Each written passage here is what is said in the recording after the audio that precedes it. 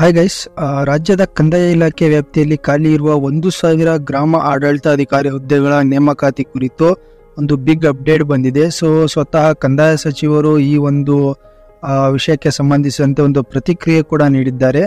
ಈ ಒಂದು ವಿಷಯ ವಿಧಾನ ಪರಿಷತ್ತಿನಲ್ಲೂ ಕೂಡ ಈ ಒಂದು ನೇಮಕಾತಿ ಕುರಿತು ಚರ್ಚೆ ಆಗಿದೆ.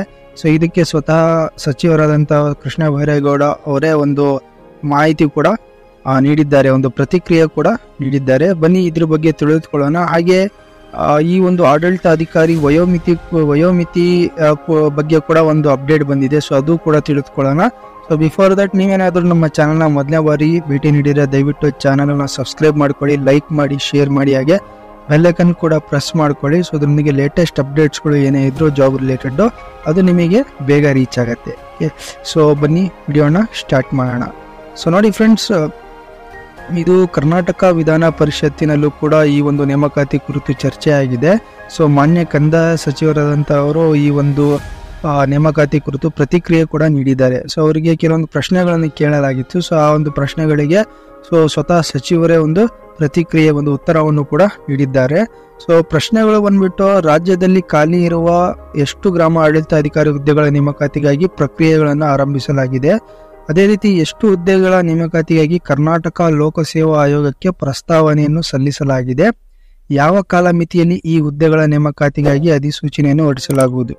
ಒಂದು ಉತ್ತರ ಏನು ನೀಡಿದ್ದಾರೆ ಅಂದ್ರೆ ಕಂದಾಯ ಸಚಿವರಿಂದ, ರಾಜ್ಯ ಕಂದಾಯ ಇಲಾಖೆ ವ್ಯಾಪ್ತಿಯಲ್ಲಿ ಖಾಲಿ ಇರುವ 1,000 ಗ್ರಾಮ ಆಡಳಿತಾಧಿಕಾರಿ ಹುದ್ದೆಗಳ ನೇಮಕಾತಿಯನ್ನು ಸ್ಪರ್ಧಾತ್ಮಕ ಪರೀಕ್ಷೆ ಮೂಲಕ ನಡೆಸಲು ಕರ್ನಾಟಕ ಪರೀಕ್ಷಾ ಪ್ರಾಧಿಕಾರಕ್ಕೆ ವಹಿಸಲಾಗಿರುತ್ತದೆ. ಅಂದ್ರೆ ಕೆಇಎಗೆ ಒಂದು ಪರೀಕ್ಷೆ ನಡೆಸಲು ಈ ಒಂದು ಅಥಾರಿಟಿ ಎಕ್ಸಾಮ್ ಕಂಡಕ್ಟ್ ಮಾಡಲು ಅವರಿಗೆ ಒಂದು ಸೂಚನೆಯನ್ನು, ಒಂದು ಪ್ರಸ್ತಾವನೆ ಕೂಡ ಸಲ್ಲಿಸಲಾಗಿರುತ್ತದೆ.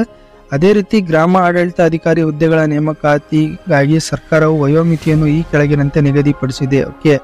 ಅದೇ ರೀತಿ ವಯೋಮಿತಿ ಬಗ್ಗೆ ಕೇಳಿದಂತಕ್ಕಂಥ ಪ್ರಶ್ನೆಗೂ ಕೂಡ ಒಂದು ಪ್ರತಿಕ್ರಿಯೆ ನೀಡಿದ್ದಾರೆ.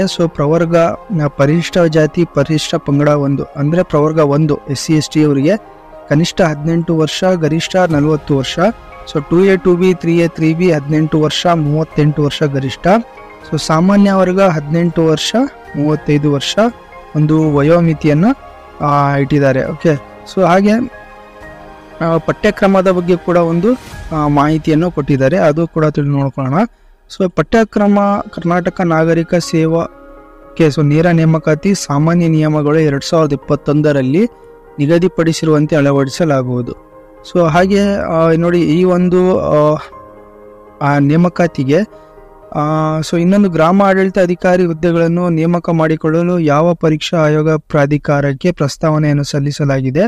ಕರ್ನಾಟಕ ಲೋಕಸೇವಾ ಆಯೋಗದಲ್ಲಿ ಈಗಾಗಲೇ ಸಾಕಷ್ಟು ವಿವಿಧ ಹುದ್ದೆಗಳ ನೇಮಕಾತಿ ಅಂತಿಮ ಫಲಿತಾಂಶ ಬಿಡುಗಡೆಯಾಗದೆ ಹಲವಾರು ವರ್ಷಗಳ ಕಾಲ ವಿಳಂಬವಾಗುತ್ತಿರುವ ಕಾರಣ ಕರ್ನಾಟಕ ಪರೀಕ್ಷಾ ಪ್ರಾಧಿಕಾರ ಅಥವಾ ಯಾವುದಾದ್ರೂ ಸಂವಿಧಾನಿಕ ಅಂದ್ರೆ KPSC ಬಿಟ್ಟು ಬೇರೆ ಒಂದು ಎಕ್ಸಾಮಿನೇಷನ್ ಅಥಾರಿಟಿ ಯಾವ್ದಿದೆ ಅವರಿಗೆ ಒಂದು ವಹಿಸ್ಲಿಕ್ಕೆ ಅವ್ರಿಗೆ ಕೇಳಿರ್ತಾರೆ, ಅದಕ್ಕೂ ಕೂಡ ಒಂದು ಉತ್ತರ ಕೊಟ್ಟಿರ್ತಾರೆ.